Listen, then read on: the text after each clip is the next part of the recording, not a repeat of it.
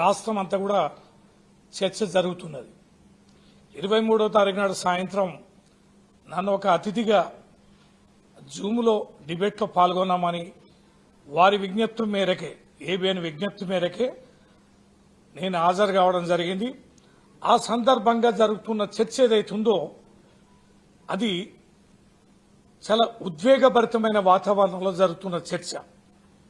ఆ రోజంతా కూడా కేటీఆర్ గారిది విచారణ జరిగింది. ఆ విచారణ జరుగుతున్న రోజంతా కూడా వివిధ ఛానల్లో ఆ విచారణలో లేని అనేకమైనటువంటి అంశాలని ప్రసారం చేయడం జరిగింది.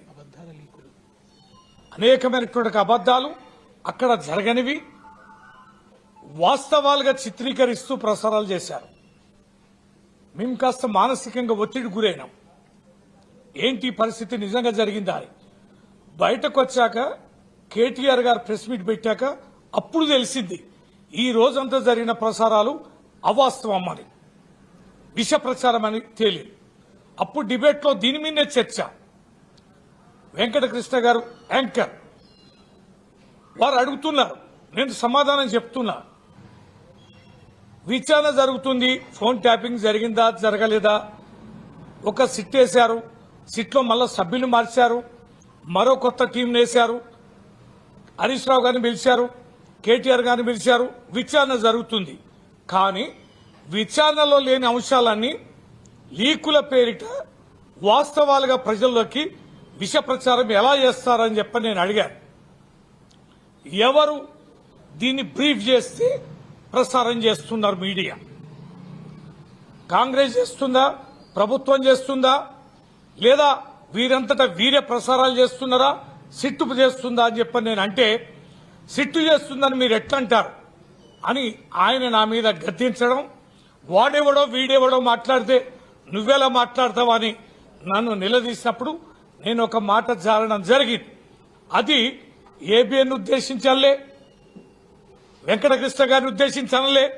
ఈ విష ప్రచారం చేస్తున్న వారి పట్ల, ఈ పిచ్చి రాతలు పిచ్చి ప్రసారాలు చేస్తున్న వారి పట్ల నేను ఒక మాట సాధారణంగా మాట్లాడే పరిభాషలో ఒక మాట అంటే, ఒక లెజిస్లేటర్ నన్ను చూడకుండా, అతిథిని అనేది కూడా చూడకుండా, వారి ఆహ్వానం మేరకు నేను జూమ్లో ఉన్నానే విషయాన్ని కూడా చూడకుండా, ఈ రాష్ట్రంలో ఒక పార్టీకి, కీలకమైన పార్టీకి జనరల్ సెక్రటరీని కూడా చూడకుండా, ఒక ఉద్యమ నాయకుడిగా నా వ్యక్తిత్వాన్ని చూడకుండా, నా జీవితంలో ఎన్నడూ వినగూడని పదాన్ని get out from my debate అని 10 సార్లు గర్జించి అవమానపరిచిన తీరు నిజంగానే హృదయాన్ని కలిసివేసింది. ఎప్పుడూ అవినీతి అక్రమాలకు పాల్పడ్డ వాళ్ళం కాదు. వందల వేల టీవీ డిబేట్లలో కానీ, మీడియా సమావేశాల్లో కానీ మాట తూలింది లేదు. అన్పార్లమెంటరీ లాంగ్వేజ్ నేను ఎక్కడ వాడిన సందర్భాలు కూడా లేదు. కానీ నా పట్ల అంతటి అక్కసుగా ఆ భాషని వాడడం అనేది ఒక యాంకర్కి ఏం అవసరమని, ఒక యాంకరే ఆ రకంగా ఏ రకంగా స్పందిస్తారనేది, అట్లా ఆవేశానికి ఎందుకు గురి అవుతారని. నేనున్న స్థానం మీ అతిథిని కదా, అతిథి పట్ల ఈ రకంగా వ్యవహరించడం అనేది దుర్మార్గం కదా.